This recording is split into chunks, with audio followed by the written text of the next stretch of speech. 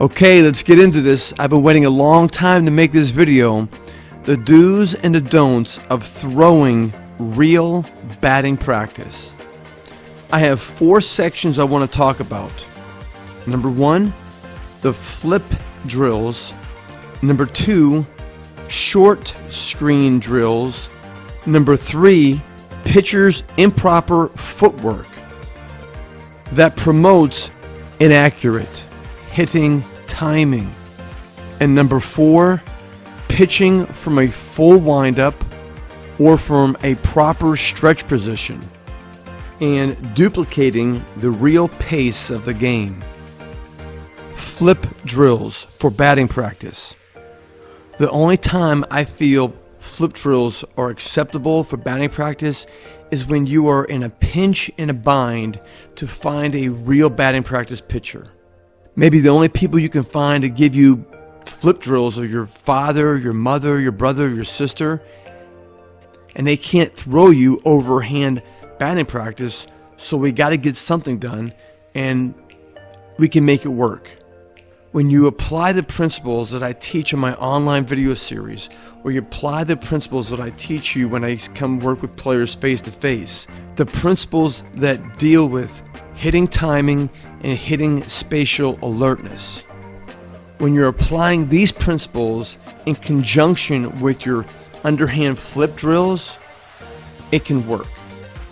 Otherwise, you'll fall into the category of what most people do, and that's try to smash the ball as hard as you can. It's been my long experience with testing flip drills with players in their laboratories and then converting over to a longer distance batting practice, maybe 50 feet away. Most players hardly do well initially. There's a transition from going from such a short space to a long space. So again, the only way I see value of doing underhand flip drills is if you're applying hitting timing principles and hitting spatial awareness principles.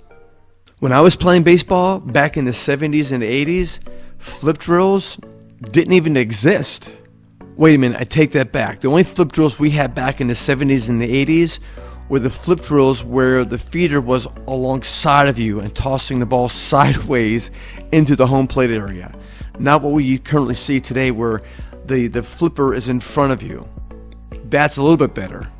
My history in the batting cages and observing our baseball culture, I feel that flip drills came into our community when a minor league coach who had to handle a whole team by himself for batting practice found a good excuse to save his arm and just give underhand feeds to the batters. So what happens in our amateur levels in college baseball, high school baseball, and youth baseball, they see what pro teams are doing and they say, wow, if that's what the pro teams are doing, why aren't we doing the same thing? Henceforth, that's exactly what happened. Our youth cultures and amateur cultures took on the flip drills and made it big and popular, and it's easy. I am not a fan of underhand flip drills, but if that's the only thing you can use for your batting practice, then you can make it work if you use it with the constraints of hitting timing and hitting spatial alertness. You can also incorporate your swing mechanics with underhand flip drills when you work on your swing mechanics on the deceleration side of the swing. The acceleration side of the swing should be reserved and held specifically for the batter's attention to the ball. What is the speed of the ball and what is the space the ball is moving into? Next, let's talk about short screen drills. Overhand throwing from about 20 feet away. A lot of times a coach or a parent, in order to throw more accurate strikes, they'll move back the screen about 20 to 25 feet away, so it's easier to be more accurate. You don't have to throw the ball as far, and you can throw it to more players when the screen is closer to the batter. Again, if you want to use short screen overhand throwing for your batting practice, it can be useful if you're using under the constraints of hitting timing and hitting spatial alertness. I've tested both the flip drills and the short screen batting practice drills extensively. And every time I've done these drills with players and then moved back to throwing batting practice from 50 feet away for my full windup, and usually at game pace, players don't hit well. There's a period of adjustment from going from one short depth, maybe from 25 feet away to 50 feet away. Players have to learn how to account for space. When you're always standing so close to the batter's brain starts now to accommodate, okay, this is where I will first see the ball in the flight path, 25 feet away, 20 feet away, 15 feet away. And then when you have to convert to a real game setting, the brain has a difficulty with trying to make associations and arrangements to account for the longer space. So, can we make short screen drills work if that's the only thing you can do to be more accurate and save your arm?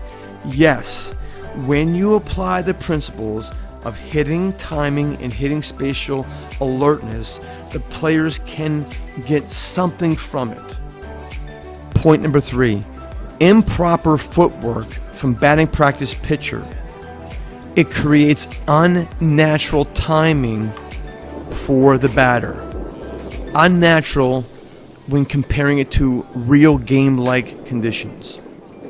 I have to be honest with you. It's only up to the last year or two that I've realized this, and this is something I was doing myself. Even when I thought I was giving a player a full wind-up, I wasn't duplicating what really goes on in the game action as far as hitting timing. I want you to watch my improper footwork as a BP pitcher. What I'm doing right now is, as a right-handed pitcher, my first action towards the batter is take a short jab step forward with my right foot. I jab step right foot, step left foot, and pitch.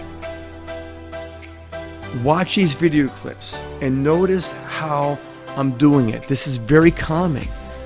I jab right, step left, and throw. With the very essence of hitting timing.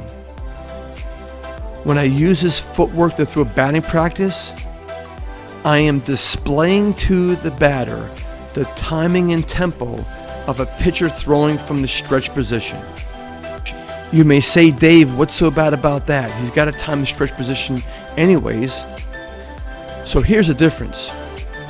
The tempo may be the same of a stretch position, but visually to the batter, it's not the same as a stretch position. The visual image of what the batter sees in batting practice is always more beneficial if it looks like what he will see in the game. Our brains are always recording when we do actions. Our brains are always recording when we see actions. When our brains can record the real sequencing of a real pitching delivery in batting practice for hundreds and thousands of times, and then go to the game and have memory of recall of what this is supposed to look like, then the batter has a better opportunity to begin to master his hitting timing, and along with that, mastering his hitting spatial alertness. All in all, what we're trying to help the hitter improve when he's standing in the batter's box is his hitting perception. The improper footwork of a batting practice pitcher taking a jab step forward initially at the batter is not replicated in a real game scenario. Now, here's an even bigger reason why I'm not a fan of this. When the batting practice pitcher is always, let me say it again, is always taking a jab step towards the batter before he throws the ball, and is always giving the tempo of a pitcher throwing from the stretch, he is delaying the development of a hitter who who has a slower hitting tempo.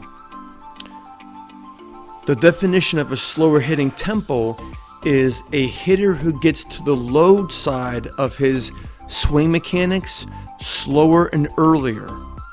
So why is this important to me? Because as a hitting researcher, hitting developer, and hitting trainer, it's my responsibility to understand and figure out what is your natural athletic disposition. How are you naturally wired to hit? And part of that wiring is figuring out what is your best hitting tempo.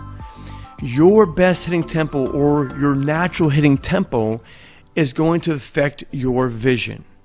And your vision has to be accurate. There's timing to your vision.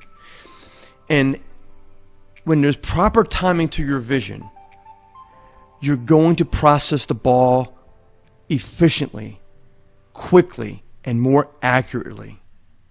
So again, if you're always throwing with this jab step, you are eliminating that slower tempo hitter from being natural.